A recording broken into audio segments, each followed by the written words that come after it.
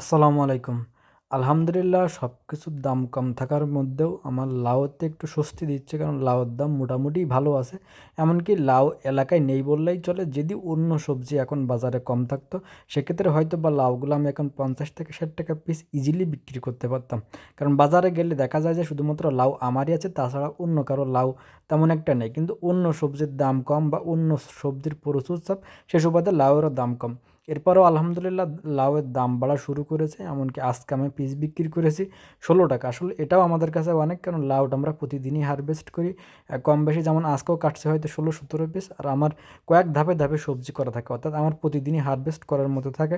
তবে ফুল সিজন যদি হয়, তখন দেখা যাচ্ছে আমার প্রায় দিনে ১০০ থেকে ১৫০ পিস মতো লাউ হবে ধারণা করতেছি। লাউর দাম যেটাই হোক, এটাই আমাদের খুশি হওয়া উচিত, কারণ লাউয়ে অন্য অন্য সবজির মতো তেমন একটা খরচ নেই, কারণ তেমন কীটনাশকের প্রয়োজন পড়ে না, তেমন সারেরও দরকার পড়ে না, যদি আপনি জৈব সার পর্যাপ্ত পরিমাণে ব্যবহার করতে পারেন। যদিও আমার লাউয়ের ফলনটা আরও একটু বেশি হতো যদি গোল লাউ হতো। তো আসলে বাড়িতে বীজ রাখলে এই সমস্যাটা হয়, আপনি কোনটা গোল বা কোনটা লম্বা, এইগুলো আসলে মার্ক যদি ঠিকমতো না রাখা যায়, তাহলে আপনার উল্টো পাল্টাটা হয়।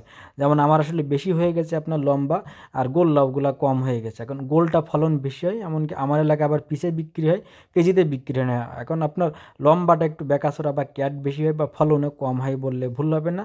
আপনার গোলগোলা ফলনে বেশি হয় বা ক্যাট কম হয় বা নষ্ট কম হয়, অর্থাৎ যেগুলাই গাছে ধরে এগুলা হারভেস্ট উপযোগী হয়, যেগুলা লম্বাগুলো হয় না বা গাছের লম্বা আছে যেগুলো, এগুলো শক্তিও দেওয়া বেশি লাগে, বাট গোলগুলা শক্তিও কম দেওয়া লাগে।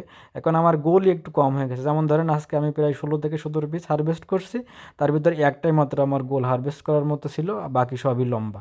আর লম্বাগুলোরও দাম যায়, আবার আপনার গোলগুলোরও দাম বেশি, তাহলে আমার লম্বা তো করার দরকার পড়ে না। এখন যেহেতু আমাদের বাড়ির বীজ উল্টো পাল্টা হয়েছে, যার জন্য আসলে লম্বাটা একটু বেশি হয়ে গেছে। আর অনেকেরই একটা প্রশ্ন থাকে যে ভাই আমার লাউ গাছের লাউ নষ্ট হয়ে যাচ্ছে, অর্থাৎ হলুদ হয়ে পড়ে যাচ্ছে বা সাদা মাছির জন্য যেটা হয়। এখন এটা আপনাদের মেনে নেওয়া উচিত, কারণ লাউ আপনার যে পরিমাণে ফলন ধরে, যখন আপনার 3G বা 4G গাছে চলে আসে, তখন কিন্তু প্রায় প্রতিটা পাতার গোড়াতেই আপনার ফল চলে আসে। এখন সব ফল আপনি নিতে পারবেন না, নিতে গেলে আপনার গাছ বেশি দিন টিকবে না, বা আপনি গাছের ওই পরিমাণে খাবার আসলে দেওয়া যায় না, কারণ প্রায় ১-২ দিন পর পরে আপনার লাউ কাটা যায়, অর্থাৎ একটা লাউ প্রায় ৩ থেকে ৪ কেজি হয়। তো এইরকম একটা সাইজের জিনিস আপনি এক গাছে 10টা নিতে চান, সেক্ষেত্রে আপনি তো গাছ রাখতে পারবেন বা পারবেন না, বা মারা যাওয়ার সম্ভাবনা থাকে।